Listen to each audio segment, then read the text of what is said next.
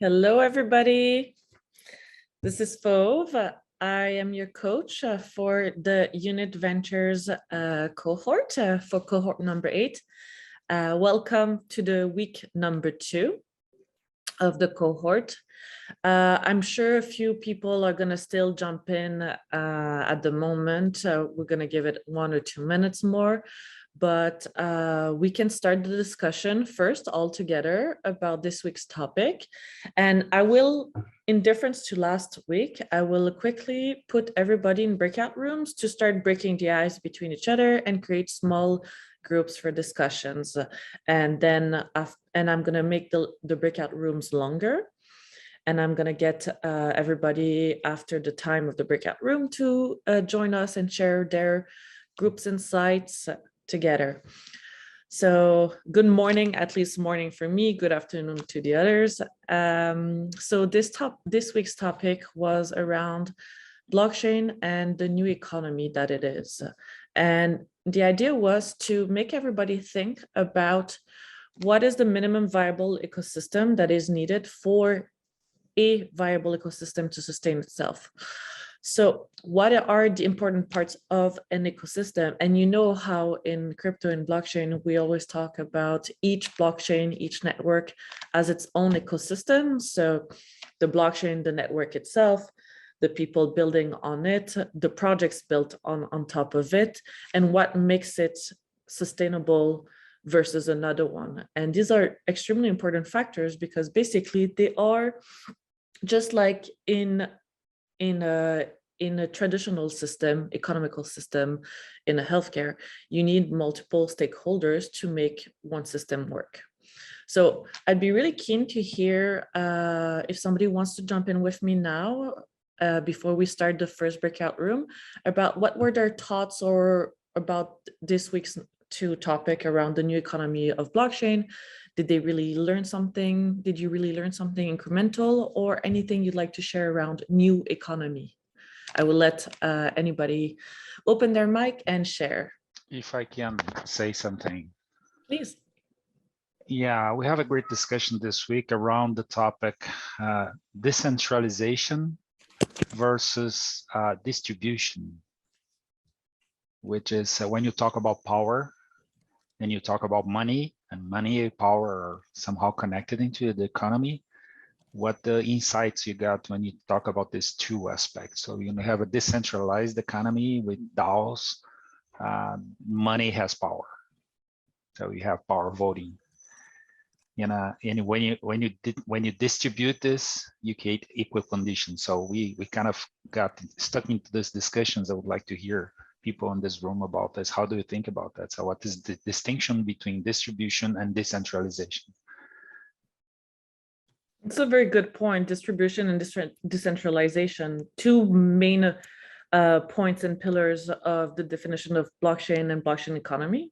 So does somebody wants to venture themselves in distribution, decentralization, or both? I can try. So distribution, I have some common thoughts with distribution ledger.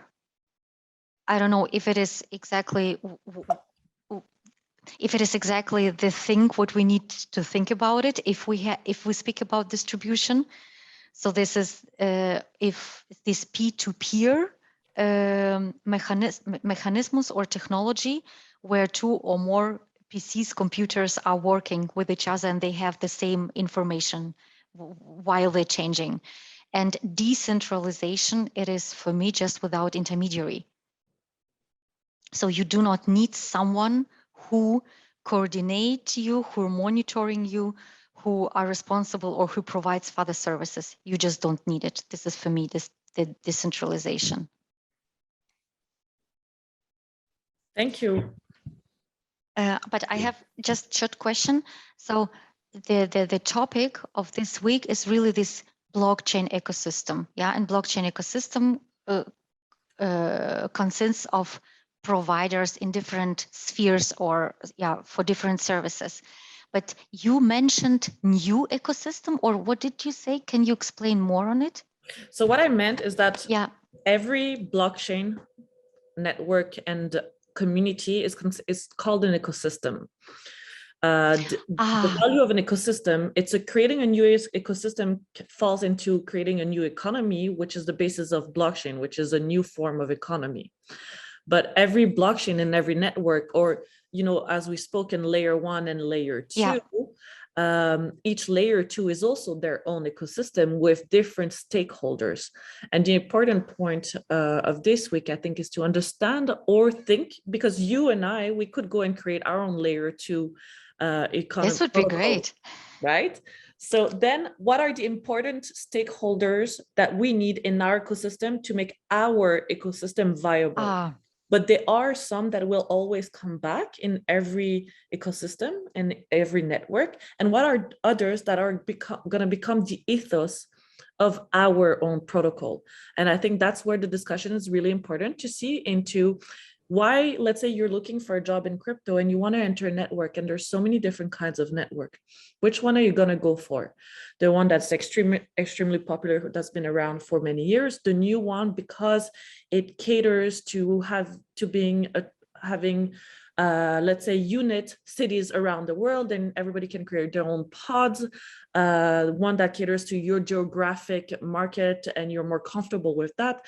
All of different matters. One that has its biggest investor founder block explorer that is connected to, for example, in South Korea, Kakao, which is the biggest telecom of the region.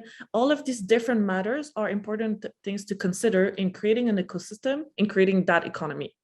So why would you create yours, and why would you join one? To continue on this line, this train of thought on the stakeholders and creating your ecosystem or joining one, I'm going to separate everybody now in the first breakout room session, which I made them longer than last time. They're all 11 minutes, so everybody can really have the time. You guys can really talk about it. And I really like to think about the different stakeholders and see what we all come back to in matters of what's an important stakeholder in your perspective. Hi, everybody. Oh, there we go. Hello. How's it going? Good, thank you. I mean, second weekend, it's starting to be more interesting. And I think, you know, getting to know people, doing more additional reading outside helps. Definitely, definitely. And I'm going to let you guys I'm going to let you guys talk about it first. And I'm here just to see, I'm going to jump between rooms a little bit. But yeah, stakeholders to make your ecosystem or what you think is important. Go for it. Okay, well, I can start. So I wasn't fully understanding of what the task was this week, but I got the whole, there are lots of different types of stakeholders. So what I did this week was I did a sort of deep dive into a DAO and how they're structured and how they work. And I was looking at the different stakeholders and the sort of tokenomics of Klima DAO. I don't know if you guys know Klima DAO. I joined a study group that's interesting to me because it's climate and sustainability focused. And the aim of Klima DAO is to reduce climate change and stick with the 1.5% target that I think we have kind of globally. And what they do is they try to take carbon offsets and take it into their DAO and put that into their treasury whilst backing it with their own currency, which is the Klima token. And in this sort of ecosystem that they have or they've created, there are multiple different types of stakeholders. Like you have crypto exchanges, and for example, like SushiSwap, Uniswap, and all of these guys. They also have like I hesitate to say regulatory sort of body, but they have something called Vera, which is an outside group which validates and looks at different kinds of carbon offsets, and they sort of go through and try to standardize that before another organization called Token Bridge can mint it into NFTs. But anyway, so that another stakeholder would be us, like investors. So there are people who buy bonds into Klima DAO, and there are also people who stake their tokens. So they stake their Klima tokens. Yeah, I think that's most of the people. And then there are obviously other people within this space who, for example, do the marketing and all of this, the sort of community people, I guess. Sorry if this wasn't helpful at all. But yeah, this is what I kind of did this week. No, I think that's fantastic. You did right. The idea is that we didn't want to overly direct anybody on this second week to see what you think, what goes into your target of thinking process line. So deep diving into DAO is exactly how certain ecosystem function, and it's the whole governance fact of it. So that's good. I mean, nothing is bad. There's so many learning opportunities in blockchain and crypto. Yeah, definitely. I mean, I found it really interesting. It was something that I wanted to get to know better, and I thought the space itself is interesting. For me, my background is in finance, so I quite like to understand how like the liquidity or how that kind of works, how DAOs are self-sustainable potentially, how an ecosystem might be self-sustainable, or if it can be even. Yeah, absolutely. Miriam? I'm highly interested in DAOs, but I have no experience and no big knowledge about it. I would be interested in how they work. I mean, like the community, is just everyone able to be part of the community building and shaping the DAO, or is there like a governance structure, or I'm completely a beginner in DAOs, so it's like a big black box for me currently. DAOs are quite complex. We're going to do a deep dive in them, I believe, in week 2 or 3, but this is really good to see also the general interest around DAOs.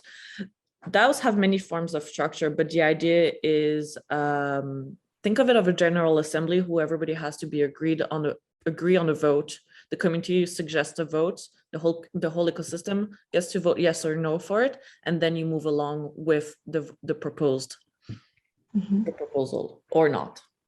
So that's really basic line. So it's a big democratic system where every decision is made by the complete community by voting. Exactly. And the implementation of those decisions, who's doing that then? Like, for example, if you decide to do a marketing project, I don't know, everyone decided to do this project, who is doing that? There's no thing I learned like hired people for special positions. So how is it organized? It's initially organized by the core team who brings on board the community and make it all public. And then it's a bubble that grows. And for example, you could have that core team in the bubble with its community voting, a whole group votes for themselves to be, I'm going to be the lead of marketing and I'm going to hire my team. Are you okay for this? Yes or no? And stuff like that. And then it creates pods and people grow out of it. There's many variants of function, but that's initially really the flight line initial start and technicality, but we can go deeper on this. Okay, that would be really interesting. Good. And what do you think is really important for a blockchain ecosystem to be viable? This is, I think, a tricky question, because I feel like I'm coming at it, or my introduction to this whole space was mainly through DeFi, so decentralized finance, and that's where my main interest lies. And as a result, that's why I chose this DAO, or this is why I'm really interested in the liquidity aspect of it. But I think ultimately on a general level, I think community is really important, that you have people who believe in your central idea for this ecosystem to actually survive because of this whole decentralization aspect. If you could literally just have floaters, or people who don't support you, because you wouldn't really move anywhere with your mission. I like to think that groups of people within the decentralized space can group together to actually do something, and in that sense I think community is super important. But before you can have all of those, I think all the stakeholders that we talked about, like having crypto exchanges and these sorts of things, are crucial, because the higher level stuff like community and all of this is really underpinned by that. Like having a good IT system and hardware is really important in order to be able to have the internet, that sort of thinking. Yeah. I mean, there's no right or wrong question here. Also, it's to see, because the whole idea, I think, that people they really search for the right answer for a lot of questions, but blockchain is also a new environment. Yeah, we create new path. So with what you've seen, you're thinking that might work, and put one and one together and build something it's very, very childishly example, but think of it of a Lego. You have the blocks, right? Blockchain, but it's Lego. You can build it differently, but the blocks are the same. So anything is right or wrong, then can it be implemented technically? And then those are the tests and A/B testing. Yeah, and I think what I've seen, or at least the groups that I've joined, and even this unit community, is just the strength of communities that I think that the world has had previously, but is now a lot more focused on. And we're seeing a shift. And so long as people, want to do good, or, have the similar mission, it's actually really surprising from my experience what I've seen, or how much people are willing to invest in each other and willing to help for no real economic cost to themselves. Or, like people are willing to invest so much of their time to help other people out. So that's been a bit of a surprise to me in the Web3 space. And it's actually quite nice. It is. It is. A question to you as part of the unit team. Do we talk about possible opportunities to make a living out of blockchain and the crypto space besides investing in this course? Because I'm thinking about moving completely my whole time to this topic, but I need to make a living out of it, but not focusing on just making the trade of time to money being hired by a centralized company. So do we talk about possibilities and things like that in this weeks? Yeah. The possibilities of working in Web3, you mean? Yeah, but besides being hired by a company in the Web3 environment, for example, I don't know whether it is possible to be in a DAO and make a living out of it with any system and working for the DAO. I don't know if is it in any kind of paid being in the community? Is it? So some DAOs have the structure of you could call it a stipend, a retainer for people to participate in. I'll dive into that more, but yes, it's possible. And if you want, you can message me at the same time, but we will also be giving a resource for people who want to go into Web3 job. Okay.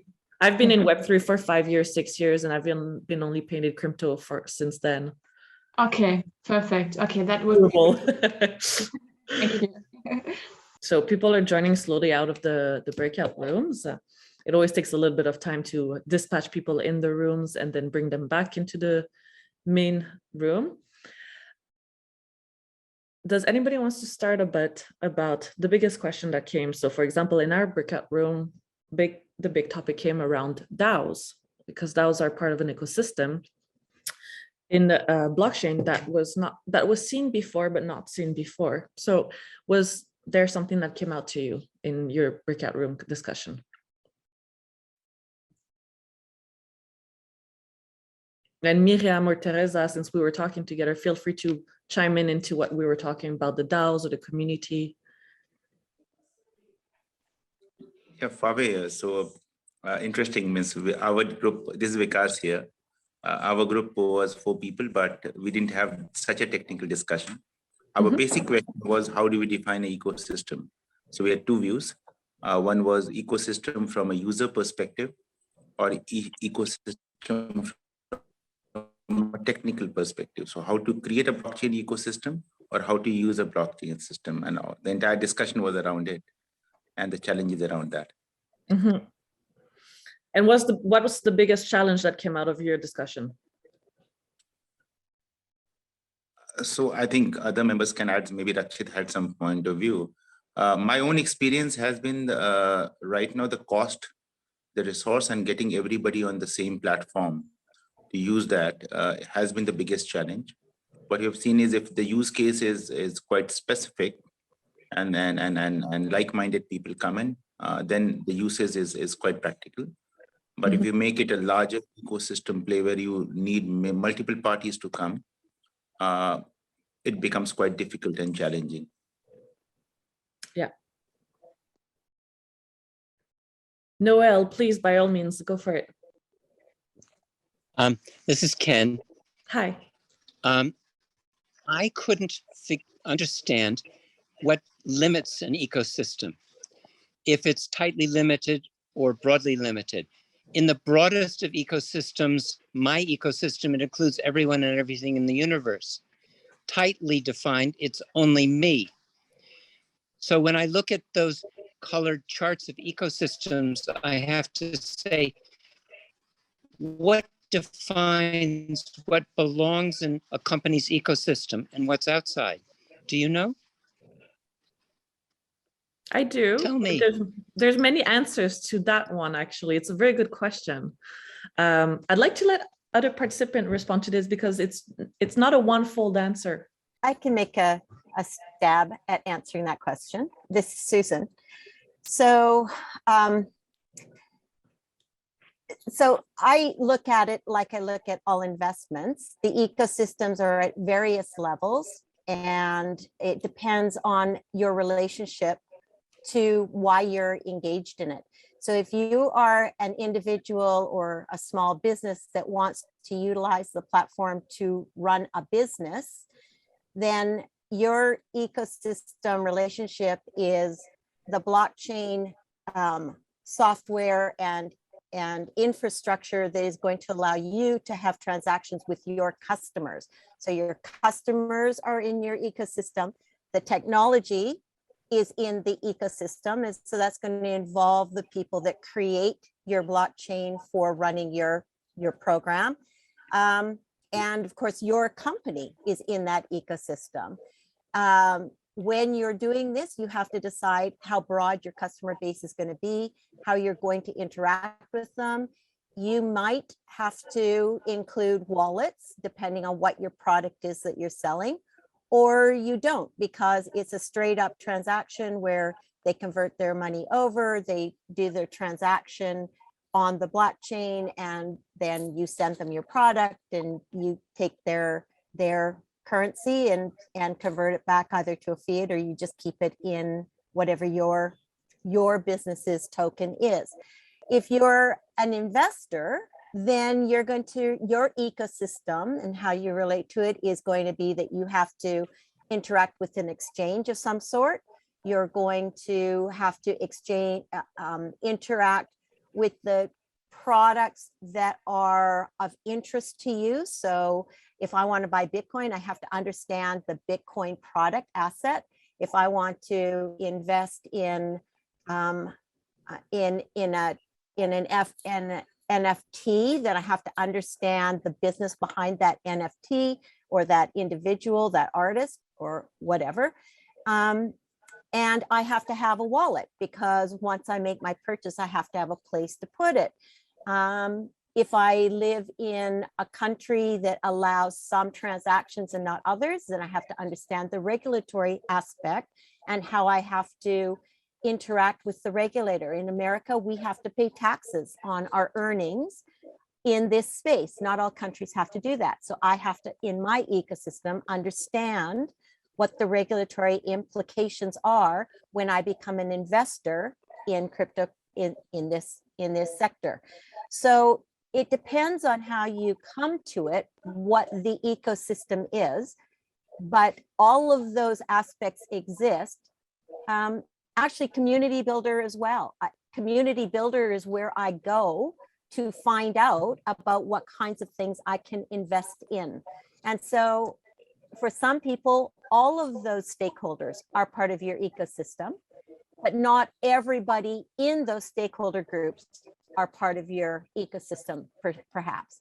So you will create your own ecosystem based on how you want to interact and what you want to accomplish by being in this sector, in this investment sector, whether as a business provider or as an investor or as a user of the products being sold, right? That's my idea. Well, that was a beautiful answer, Susan. Thank you very much. Susan. Very clever, clear answer. The way I understood Noel's question is that he was describing the ultimate spiritual ecosystem where you're one with all and all with one. And then on the other hand, he was describing the individual personal self of ecosystem where I'm the only one who's taking part of it. So that tells me that you can define an ecosystem from the point of view, what is the purpose of existing of that ecosystem? And then once you define that purpose, then you can just see who are the members of it, whether it's spiritual, whether it's financial or personal. That's how I understood Noah's question. Yeah, absolutely. I think we are coming back to the same points altogether of 3 pillars of an ecosystem is having the regulators, depending on where you are geographically, your core tech team or your validators, and your community. But there's also, you could look at it like you just mentioned, Zoltan, in your understanding of Noel's question, is that there's 2 types. We could break it down into 2 types of ecosystem in the big lines of some that are a bit more built, not centralized, but built. There's the core team and they dispatch and they have their relationship with their validators, their legal entities, their block explorer. But then you also have other ecosystem, which are, you could look at it more horizontal, which are the decentralized autonomous organizations, the DAOs. And there you have different teams who are pods who've been agreed and taken upon the responsibility and ownership of creating that ecosystem. So everybody came on an empty land and decided to build and chip in with their own skill sets. And that's the whole purpose of a DAO, is to build together horizontally and then coming to agreements over time together or disagreements and passing the votes around. So that's one thing to think about as well. And there's for sure then added the ingredients you add to build it on top. And the one that will never go without anything is your community. Just here right now, we're a big community and we're all learning from one another. That's a big basis of blockchain ecosystem. So we're at 30, at half of the time. I'm gonna do a second breakout rooms. And I think it'd be cool to think about those 2 types. DAOs, decentralized autonomous organizations, how you think about them, how they make ecosystem, and the ones that are a bit more vertical with the core teams and their partnerships. So I'm going to create a breakout rooms just now. It's going to dispatch you slowly to all of them. It always takes a little bit of time. The ones who, the stakeholders or the people owning the governance tokens are the ones who make the decisions that are related to the business decisions for the business to go forward. But that's as far as I really learned about DAOs, and I'm still getting my head around them. And the relation to the ecosystem, yeah, I'm not sure.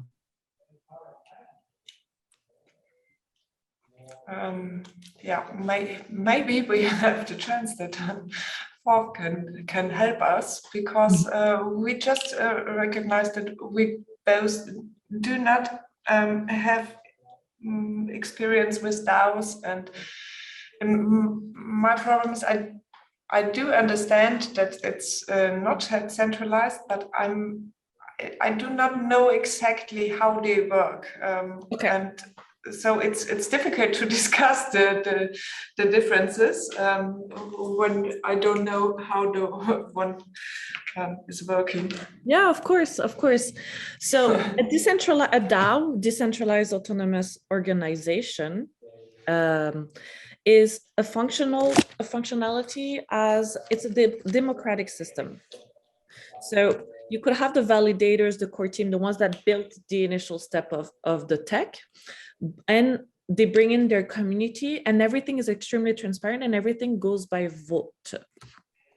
So let's say we're deciding that we wanna build a fork of our protocol, and we want to integrate and make it a cross-chain solution, make it Ethereum can connect with Polygon. Then we pass the vote publicly, and if it gets, and it has a certain time, and if it gets voted for, then we move forward. If it gets voted against, we don't move forward. And that's how DAOs function, but it can have so many different kinds of votes. It's the governance system. So it can be at first, hey, we really need a marketing team. Many people are realizing that we need marketing. So we start doing proposals, and then one person votes when it's very small. They said, I will be the marketing lead. Is everybody for or against it? Says for, says against. And if for, they build on this. When they want to build their team, it goes like this. Or you already have the discretionary points that it can do. So everything is made very transparent and connected in each of the layers of the ecosystem or of the blockchain or the company so itself, but it's not a company in itself. It's a community that builds together very transparently. Okay, thank you very much. That was clear. I tried. I have a better understanding. That's great. And that's what a lot of protocols are sustain themselves exactly like this, all public, and it's simply people want to build, so they really take a personal ownership in participating.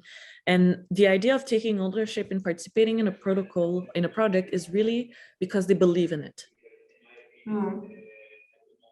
So they have they can be sure that everyone stands behind and they have a better output. I mean, we are all human, even if we're working in tech and we're working with technology and codes and things that are automated and AIs. At the basis of it, we're catering to other people to be interested in. And the DAO system is interesting because it goes in search for the sense of ownership that people really incrementally need. We need a sense of ownership. We need a sense of passion. That's what makes us thrive and move forward and grow. Yeah. I have a question with the DAO. So you know Nexo, the I do. Yeah. So for example, they have their governance token, Nexo token, and if you own a certain amount of those tokens, you have different loyalty levels within their exchange. So you earn interest or whatever.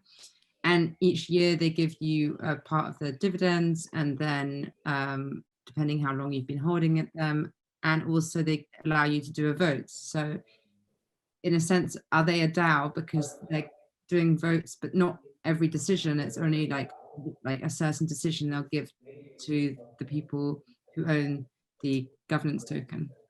So that's a good question. And it's something that we can really deep dive upon, because at the moment, you know, how crypto has been, there's always a new trend and everybody talks about that one trend for X amount of weeks or months, and then it moves on to another one. And now the big trend is DAOs.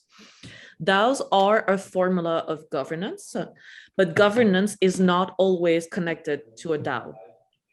Yeah, okay. So Nexo has a governance structure, but Nexo is not a DAO. Yeah, okay. But a lot of them call themselves DAO because it mixes it with the governance idea. But one is not exclusive to the other. Yeah, sure. Okay. Does this answer your question? Yeah, absolutely. Because obviously they have a CEO, they have a hierarchy of the business who they make decisions of all the other things. It's just the odd thing is given as a vote. So obviously it can't be a fully so there's a structure that comes where you'll have, for example, the core team. So your CEO, your CTO, because it had to start from somewhere. Yeah. And had to go and find investors, right, to go and make themselves viable to be able to grow. And what happens in these times is that you'll have certain chains or projects that they get a bit complicated because there's the foundation, which could be seen as where the CEO is and all, and then there's a protocol, which is the DAO, which is the governance structure. And there's only one link between them, but the DAO functions differently of the protocol functions like the DAO differently and is not dependable on everything from the foundation. Okay. So there's also that comes out in some structures. So could, for example, Nexo, if they wanted to, if it worked in the future, if they wanted to slowly pull away from the CEOs and the whole business structure that they are and bring in the DAO structure that they have and make that kind of overcome the whole business model? It could, yeah. I've seen projects who actually moved slowly to a full decentralized governance format, therefore DAO. Okay. Yeah. It has been done, like Maker did a big thing like that about 2 years ago, a year ago, where they disseminated certain different Maker entities to be able to bring them more public and more as a DAO. Okay. Interesting. Thank you. No, you're welcome. And do you agree that regulators, the core team, validators, and the community are, for example, the main 3 pillars for an ecosystem, for a blockchain to be viable, or you think something else might be missing, something else is really incrementally important? So what was it? Regulators, community, and validators. Yeah, core team. Think about the tech.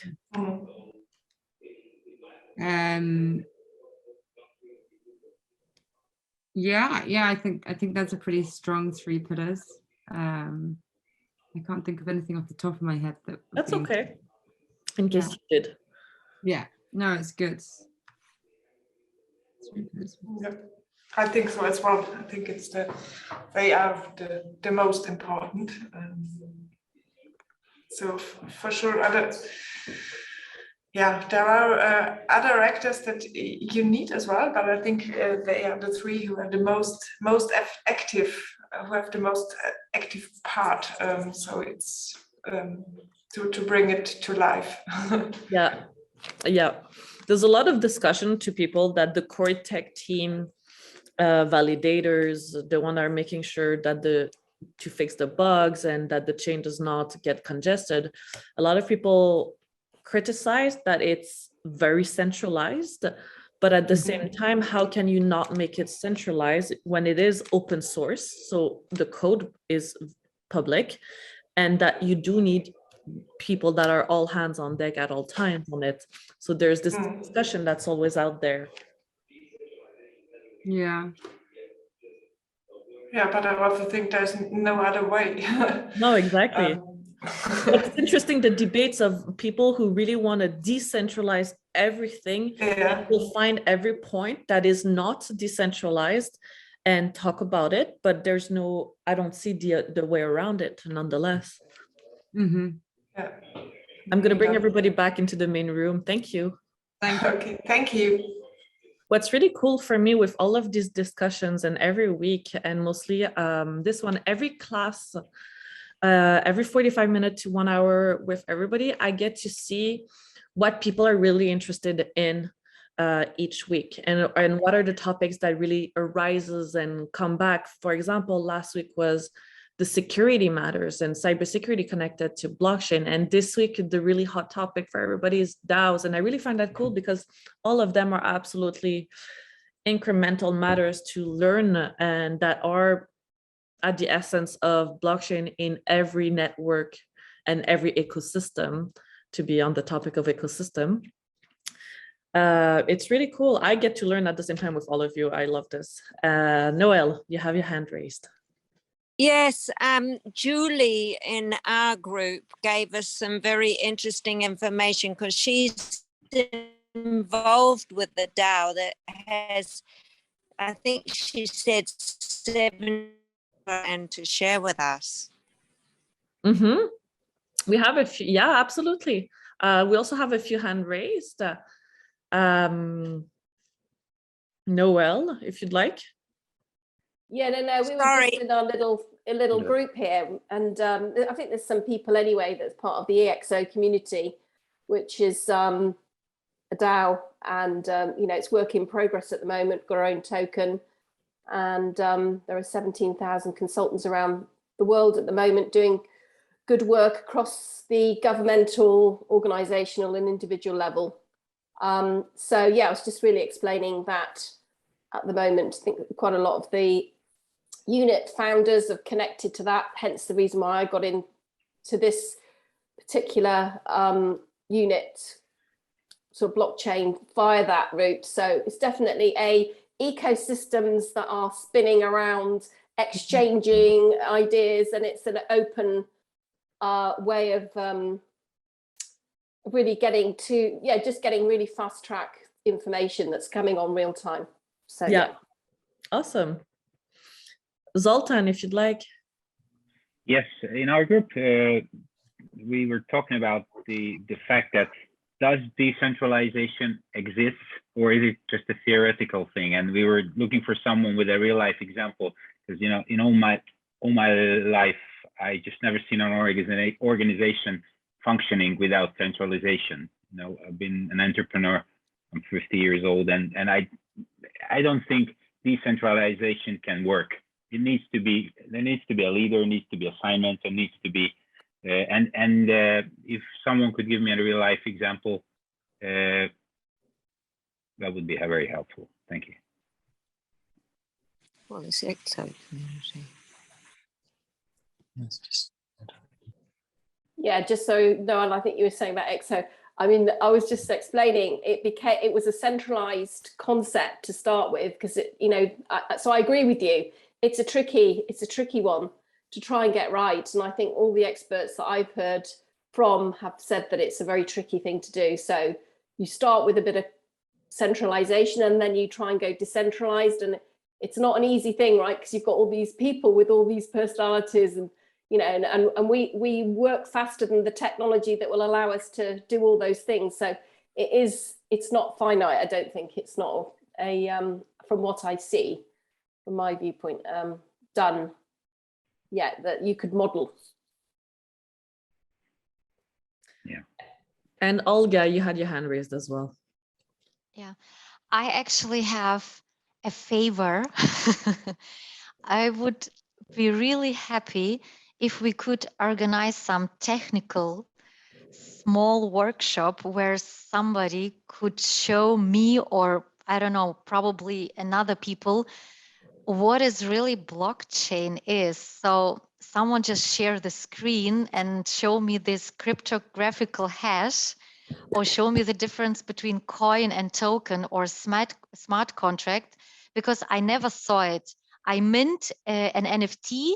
Yeah, I saw this this huge amount, so this 256 figures, I know, but still, I cannot really feel it, because we see the same computer. Actually, we see the same user face, interface, or so I would really like to have. I don't know if it is possible, or if I just put it in a group. I'll take your feedback and share it, and I'll see if there's a way to incorporate it in the next classes as well. Do 1 or 2 slides, a few minutes on these points. But I'll take the feedback and we'll see how we will incorporate this to everybody for sure. Thank you, Olga. And just quickly to come back to Noelle, who mentioned in her breakout room, Julie, I believe, had some good insights, and then we're going to close around the class soon.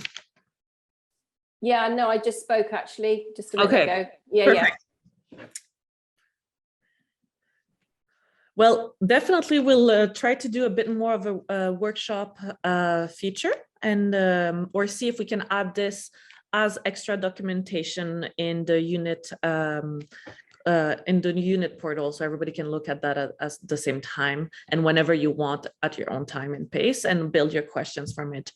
And really, for every week, you don't need to come as an expert on it. You can also, it's really good to not understand things. There's so many things I don't understand, and by asking the questions of what we don't understand is really helpful to learn, and for others who work on it to say it and describe it. And your questions are the way that I learn at the same time, and vice versa. And also share your insight as an expert that's in blockchain or not in blockchain, and how you would see it attributable. This is really an informal discussion. I'm basically simply here to be there to break the ice, but you guys are the one talking. So I really want to thank you, everybody. I hope you have fun, and the feedback is always welcome. You know, there's multiple feedback channels or things you can ask or requested, and we really try to build the cohorts, and the next cohort will be built differently. So any feedback and comments is great. So thank you, everybody, and we'll see you. Thank you so much. Thank you for your time. Thank you.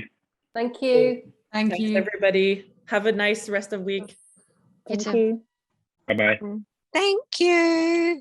Thank you, Noel and Ken.